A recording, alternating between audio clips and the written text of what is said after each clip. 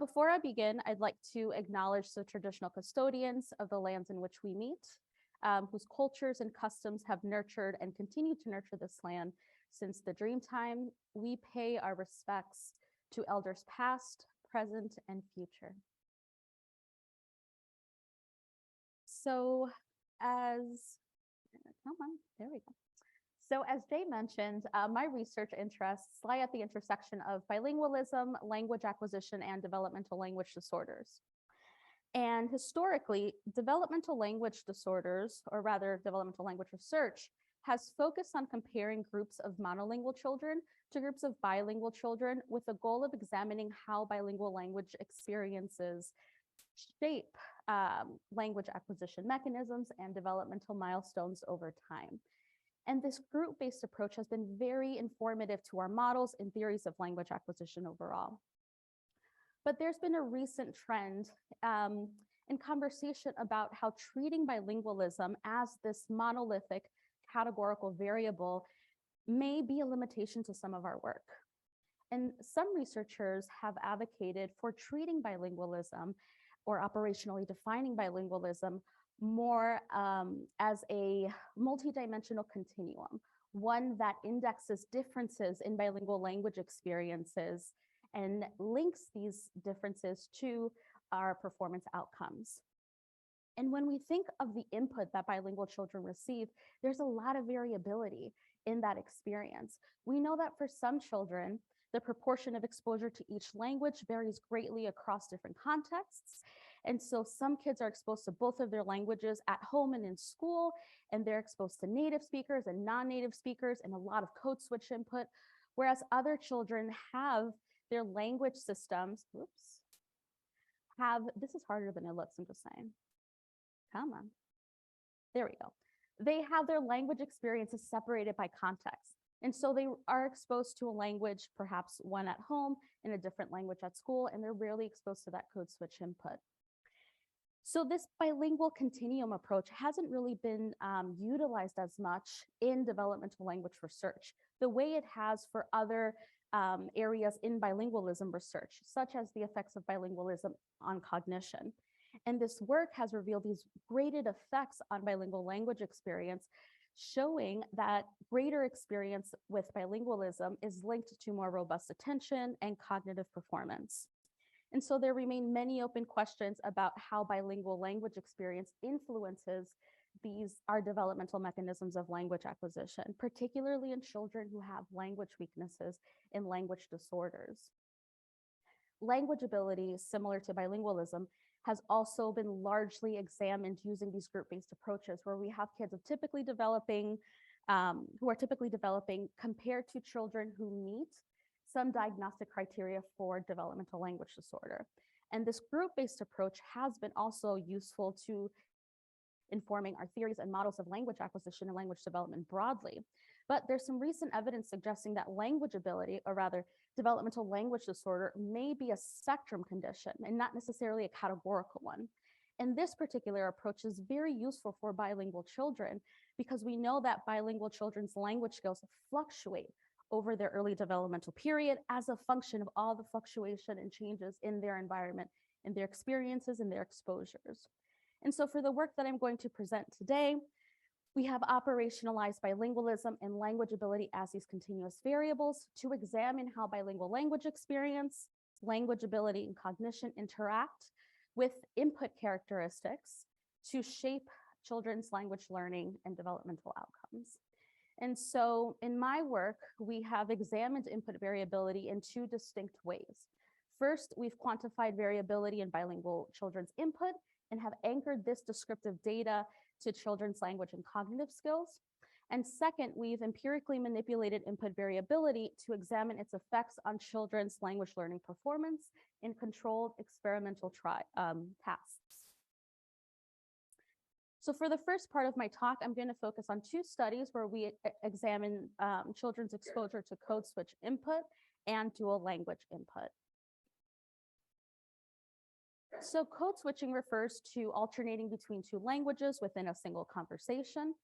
And we know that code switching is common in the speech of bilinguals, but as we heard across many different talks in ISB, This behavior varies widely both within and across bilingual communities.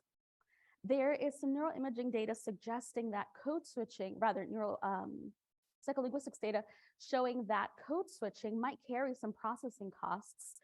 And there's some neuroimaging data suggesting that these processing costs may stem from there being greater demands on memory updating processes. And so given that code switching is both common, but perhaps more challenging to comprehend, developmental language researchers have been interested in whether exposure to code switching might negatively impact bilingual children's language skills or language development broadly. Only a handful of studies have examined this question, and the pattern of results are mixed. We have some studies that suggest that there's no association between exposure to code switching and children's language outcomes. Some studies find positive associations, and others find negative associations. It's possible that the different methodologies employed in these studies, different bilingual groups, ages, how they operationally defined code switching, might contribute to some of these different patterns. But there's also a theoretically grounded possibility that the relationship between exposure to code switching and children's language skills might actually depend on the child's capacity to process that input. And that's precisely the question that we asked in this first study. Here, we used verbal working memory as a proxy for children's processing capacities. Verbal working memory refers to the ability to maintain and manipulate verbal information for short periods of time. And in this study, we tested the hypothesis that children with different levels of verbal working memory capacity would respond distinctly to code switch input. And so that the relationship between code switch input and children's language skills would be moderated by children's verbal working memory capacity.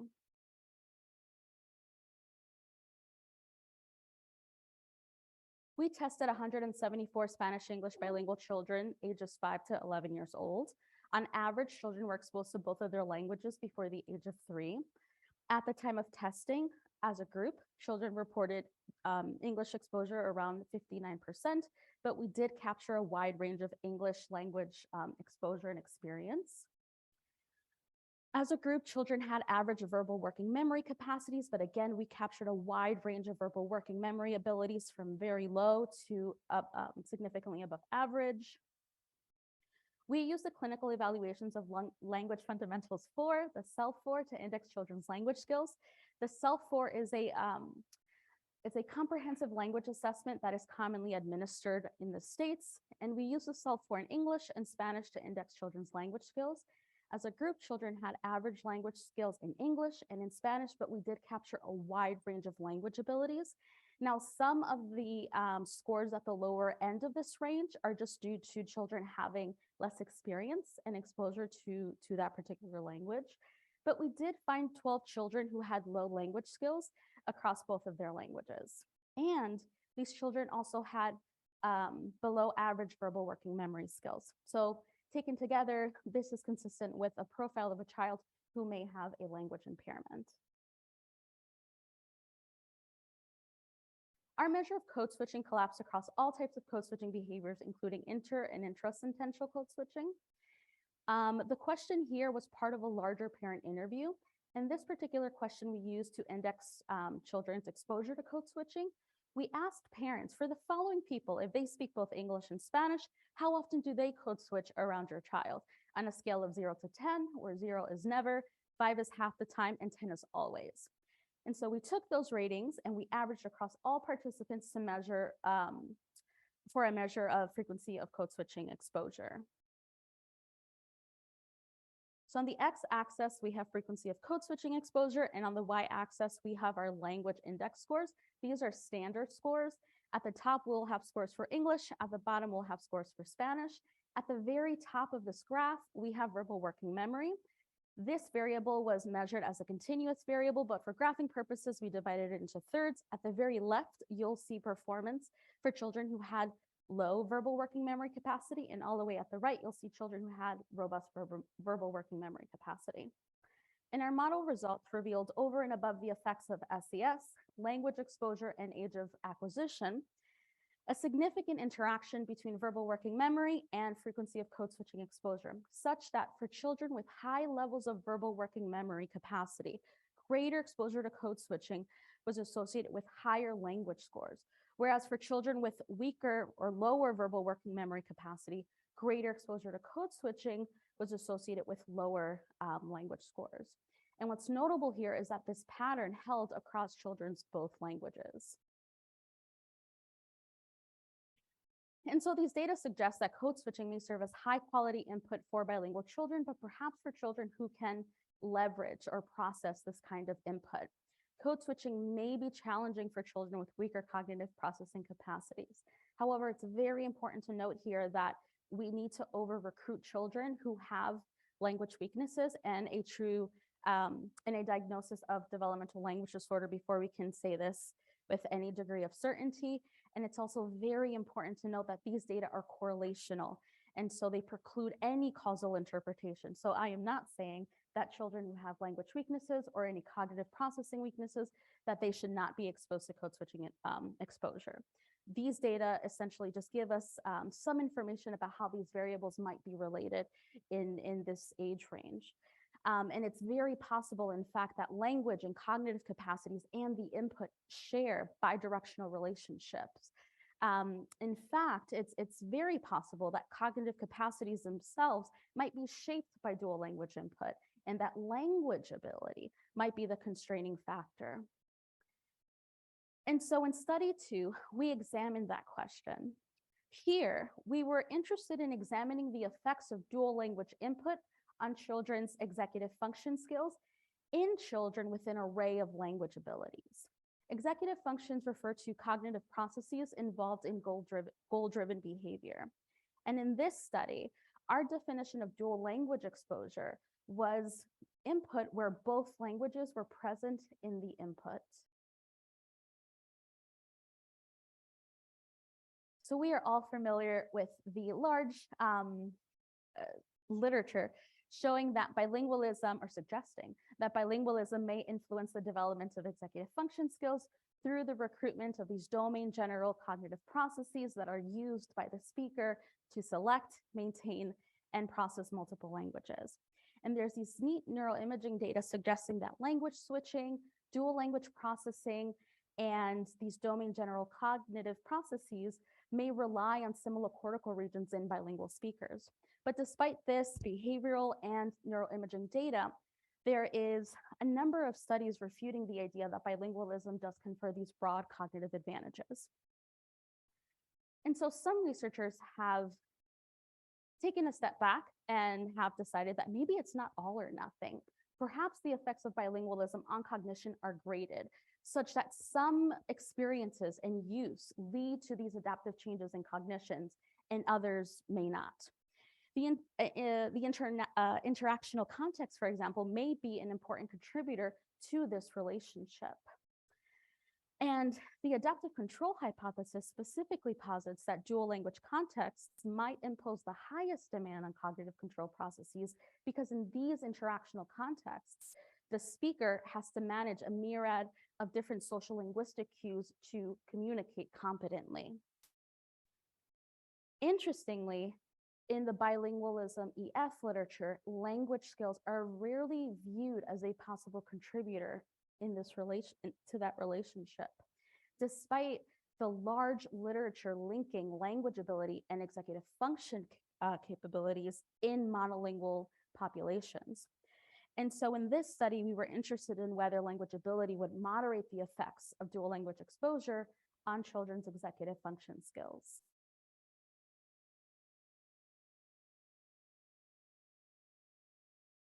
For this study, we tested 156 Spanish-English bilingual children, ages 5 to 11 years old. We were able to capture great variability in children's language acquisition and exposure histories, and this allowed us to measure exposure to dual language in a more graded manner.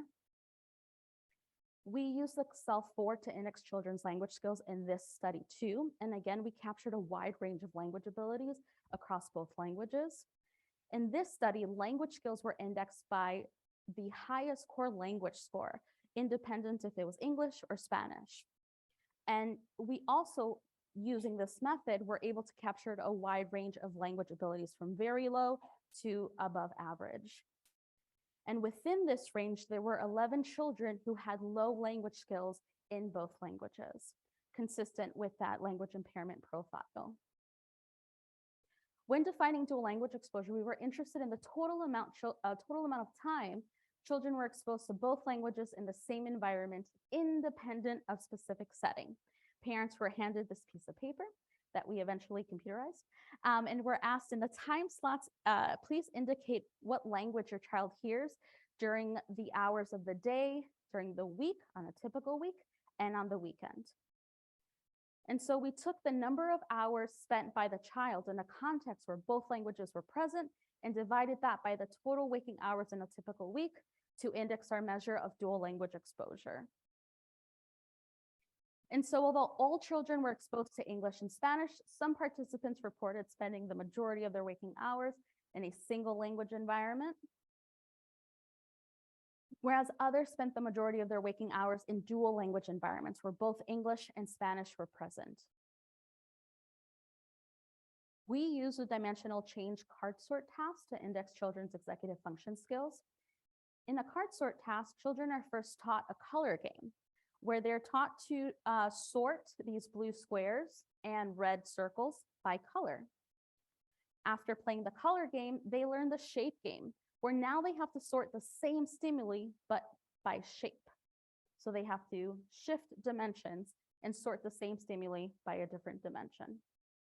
After the shape game, children are introduced to the mixing game. There we go. And in the mixing game, children have to monitor the rule of every trial to sort the target stimuli accurately. So the mixing game has two types of trials: a stay trial where the participant has to sort the stimuli by the same rule of the previous trial, and a switch trial where the participant has to switch dimensions to appropriately sort the same stimuli. So traditionally, 3 cost indices are computed using the card sort, but for today, we're going to focus on mixing costs, which indexes monitoring skills. So mixing costs compares performance in the color game, where children are sorting stimuli by one color for all trials, to the mixing game, where they need to monitor the rule of every trial to successfully complete the task. And mixing costs was computed by subtracting the reaction time of the color game from the reaction time of the stay trials of the mixing game. So on the x-axis, we have percent exposure to dual language, and on the y, we have mixing costs. Because this is a cost, higher numbers indicate that the child had to slow down. It was a greater cost to monitor the rules, so they slowed down. At the very top, we have language skills. Language was included as a continuous variable in our models, but for graphing purposes, we divided it into thirds. On the left, you have children with low language abilities, and at the very right, you have children with above average language abilities. And we observed a significant interaction between exposure to dual language and language skills, such that for children with high language skills, greater exposure to dual language input was associated with smaller mixing costs. Whereas for children with low levels of language ability, greater exposure to dual language input was associated with higher mixing costs. So in this study, we observed some experimental evidence consistent with the adaptive control hypothesis, where we saw this connection between dual language exposure and children's executive function skills, but only in children with robust language abilities. Right? We saw this graded effect of dual language. And so these data suggest that perhaps a robust language system might be required for dual language exposure to influence children's executive function skills.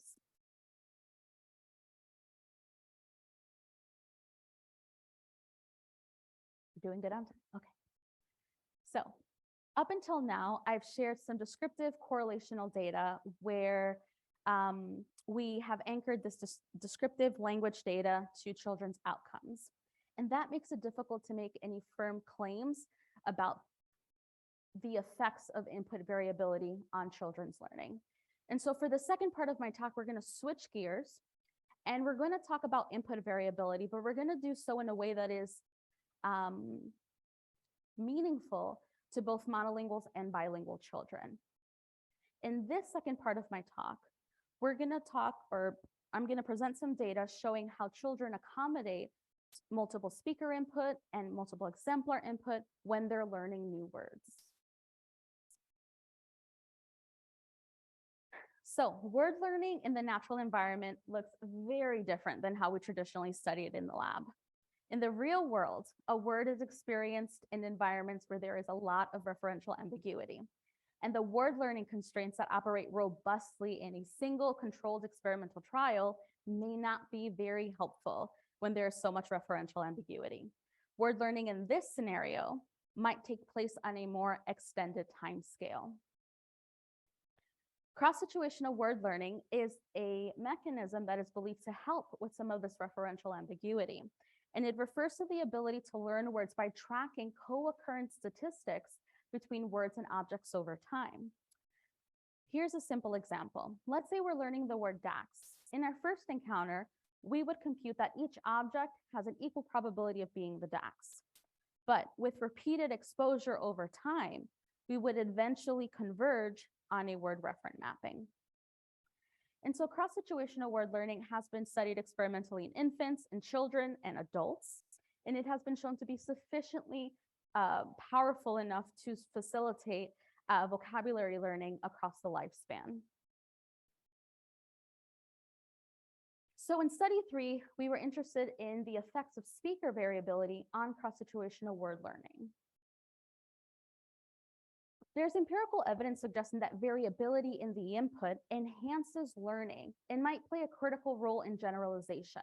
And we've seen these facilitative effects on a number of different linguistic tasks in both auditory and visual domains.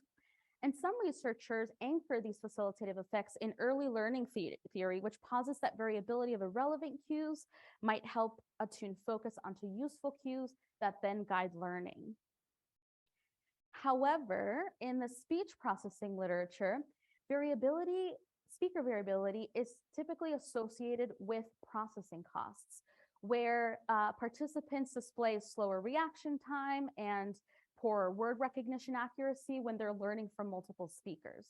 Now, the mechanism for this particular effect is unknown, but there's an attentional account which suggests that these processing costs associated with speaker variability might actually reflect cognitive costs involved in switching attention from one auditory source and set of acoustic cues to a different auditory source and set of acoustic cues. Interestingly, there's some evidence to suggest that bilingualism might influence the neural mechanisms of auditory selective attention and enhance speaker voice processing. But in general, to date, it appears that bilingualism does not influence the development of core statistical learning abilities. And so given this, we didn't really have any strong a priori hypotheses about the effects of bilingualism or speaker variability on children's cross-situational word learning performance. However, we considered the possibility that should speaker variability function as this attentional scaffold more consistent with that facilitative effect, then perhaps children who have weaker sustained attention skills might benefit from that speaker variability condition. And so here in this study, we were looking at the effects of speaker variability on children's cross-situational word learning in children with a range of sustained attention abilities and bilingual language experience.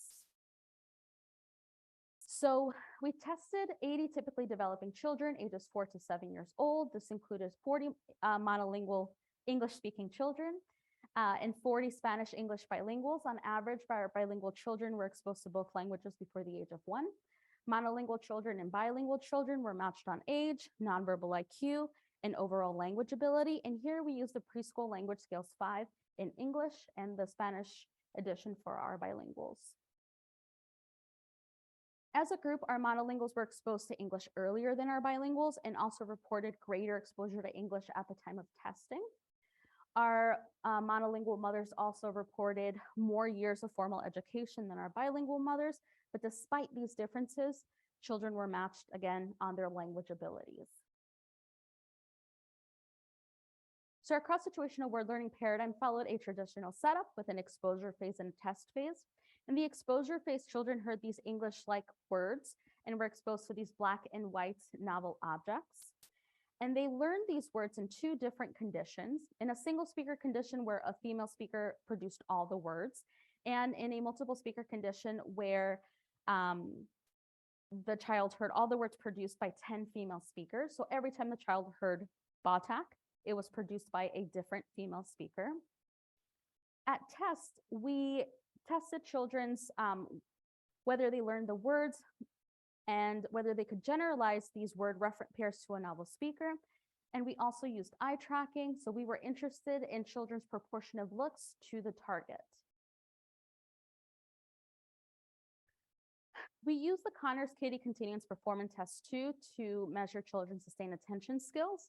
In this task, children are shown these black and white images, and they're instructed to press the space bar as fast as they can when they saw the images, except for this soccer ball. This is very similar to a go-no-go task, but the difference here is that this task manipulates the interstimulus interval. So sometimes there's a second and a half between pictures, and other times there are 3 seconds between pictures. And this task is about 7 to 7.5 minutes long, so kids did not like it. So on the x-axis, we have time and trial, and on the y-axis, we have proportional looks to target. On the left, we have performance for bilinguals, and on the right, we have performance for monolinguals. Our conditions are colored, so in blue is our single speaker condition, and in red, you'll see performance for our multiple speaker condition. And results revealed a main effective group, such that our monolinguals had greater proportion of looks to target than our bilinguals, and also faster word recognition. We did not observe any effective condition. As you can see, those two lines are pretty much on top of each other across groups. Again, on the x-axis, we have time and trial. On the y, we have proportional to target. At the very top, we have children's sustained attention skills. This was entered in our models as a continuous variable, but for graphing purposes, we split it into thirds. On the left, you'll have children who have poor sustained attention skills. I should note that sustained attention skills is a standardized T-score. And then on the right, we have children who have above average sustained attention skills. And here, we observed a significant interaction between condition and sustained attention skills, such that for children who had average to above average sustained attention skills, they performed better in the single speaker condition than the multiple speaker condition, whereas children with poor sustained attention performed better in the multiple speaker condition than in the single speaker condition. And so here we saw that our bilinguals learned fewer word-referent pairs than our monolinguals. We looked to see whether the English likeness of the words might have been a culprit, but there was no evidence to suggest that. We have not seen this pattern in any of our previous work, and so I think this is a fluke. Another unexpected finding was that speaker variability did not impact word learning. We did not see a facilitative effect, and we did not see an interference effect, but we did see that speaker variability supported word learning in children who had poor sustained attention skills, suggesting that perhaps variability might be useful to children who have poor cognitive processing capacities. So in study 4, we expanded on study 3, and we examined these separate and combined effects of speaker and exemplar variability on children's cross-situational word learning. There's some evidence to suggest that high exemplar variability might yield superior categorization, word learning, and generalization. The idea is that when you train with multiple exemplars, you're able to better abstract the invariant features that define that category. For example, let's say we're learning the category dog. If we train with very similar exemplars, we might abstract that dogs are brown, dogs have pointy ears, and dogs are tall. And that representation may not extend well to novel category members. Whereas if we train with variable exemplars, we might be able to abstract a a more general set of features that better define that category that support learning, but also generalization. So in this study, we were interested in whether, if we really push the system, by introducing more phonetic variability and vary speaker by gender, and also simultaneously introduce variability in the visual domain by introducing multiple exemplars, how might that impact learning across children with different levels of bilingual experience, but also across children at different levels of language ability? So in this study, we tested 71 typically developing children ages 5 to 8 years old. This included 34 English monolinguals and 37 Spanish-English bilinguals, and on average, children were exposed to both of their languages by age 1. Monolingual and bilingual children were matched on age, nonverbal IQ, mother's years of education, and overall language ability. And in this study, we indexed language ability by the highest core language index score from the CEL-4. As a group, our monolinguals were exposed to English earlier than our bilinguals and also reported greater exposure to English at the time of testing. We see that monolinguals' English-specific vocabulary is larger than bilinguals, but that bilinguals' conceptual vocabulary is pretty robust. So these data were collected during COVID, and so we administered this task on Gorilla Experimental Builder. Our cross-situational word learning task also followed a traditional setup with an exposure phase and a test phase. And children were told that they were going to play a game and they were going to see some new toys, and they had to learn the names of these toys, to look and to listen. And we upgraded our visual stimuli to these colorful, novel objects.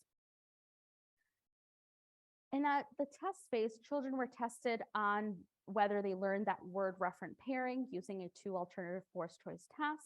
But in addition to just learning that word-referent pairing, we were interested in whether children could generalize that to a novel speaker, but also to a novel exemplar that varied by shape, color, or size.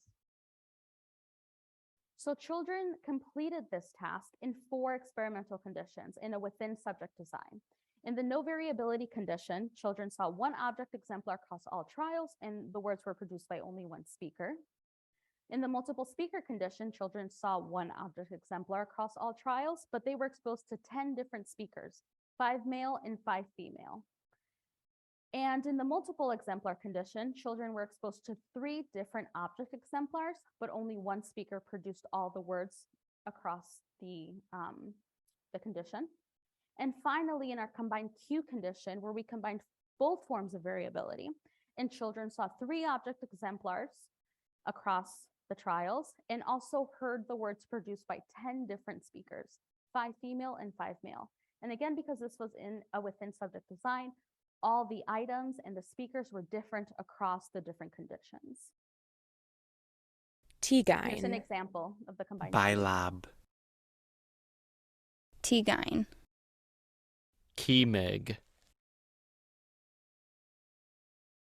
So on the x-axis, we have our 4 variability conditions, and on the y-axis, we have proportion correct.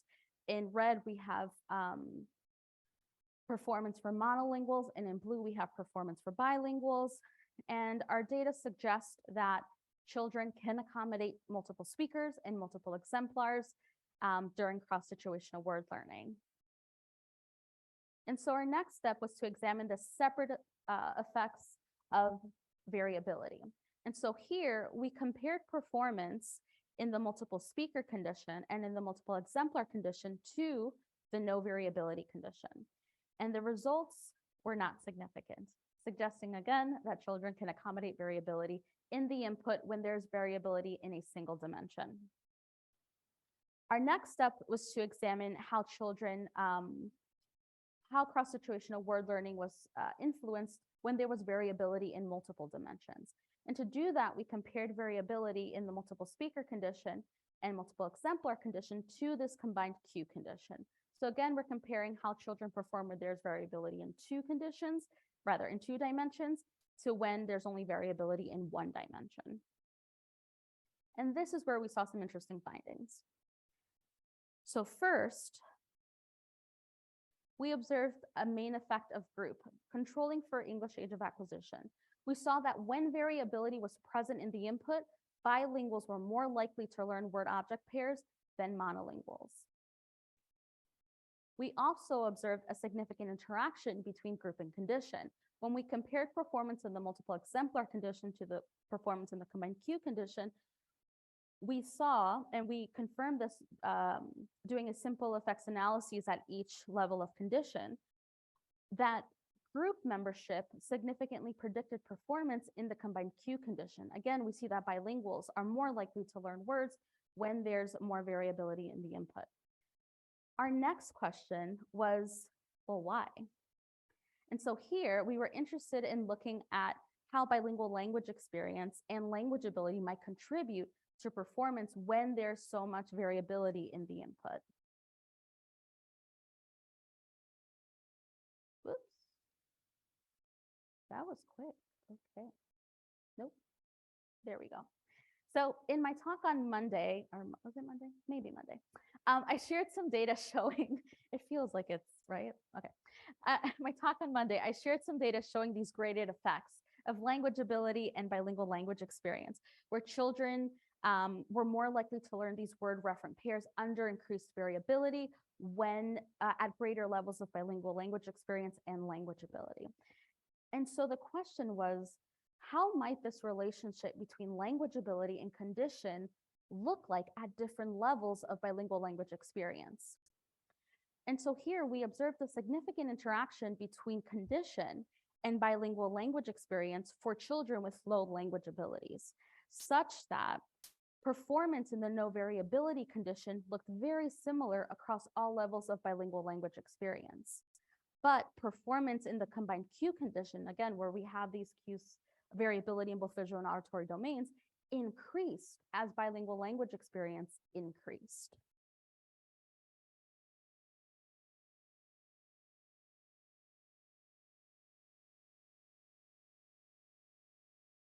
Nope.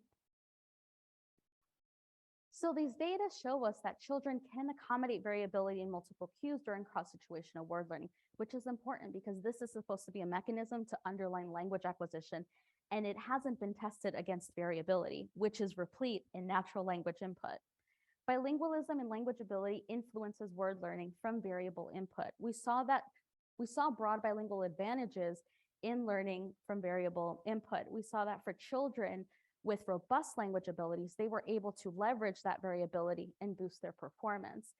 But we saw that word learning decreased under these conditions of increased variability for children with less bilingual experience and weaker language abilities. However, at the end, we saw some data to suggest that bilingualism might mitigate the effects of input variability on word learning in children with low levels of language ability.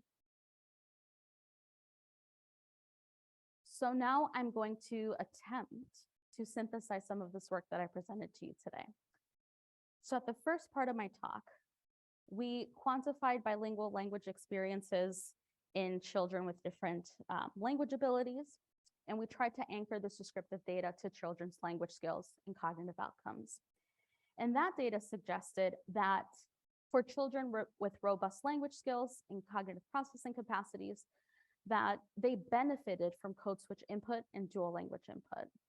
However, we saw that for children with weaker language skills and poor cognitive processing capacities, that exposure to code switching and dual language input was associated with poor language outcomes.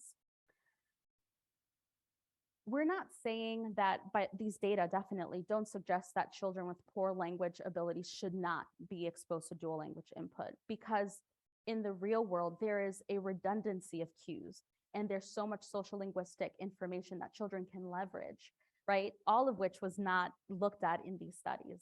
And so these data just tell us how these variables interact as we measure them, but they are not the whole picture. Just want to make that clear before the questions start. Wonderful. Then we looked at some more experimental data where we looked at variability that is meaningful to both monolinguals and bilinguals. And we saw a similar pattern of results. So speaker variability didn't help kids broadly. It's possible that they're mature enough to accommodate that kind of variability. But for children with weaker cognitive processing capacity, sustained attention specifically, they were able to benefit from that speaker variability input. But when we increased learning demands and we now introduce variability in multiple domains, we saw that children's word learning decreased as variability increased in the input. But for children with robust language skills and greater bilingual experience, they were able to leverage that variability and boost their performance. And so what does this all mean? Well, it means that input variability and the effects that it has on children's learning and potential developmental outcomes varies by who the learner is. And that there needs to be more research in how, number one, what is the variability that's in the natural language input? How do children leverage that variability? And how can we best structure the input to support learning in children who have language weaknesses?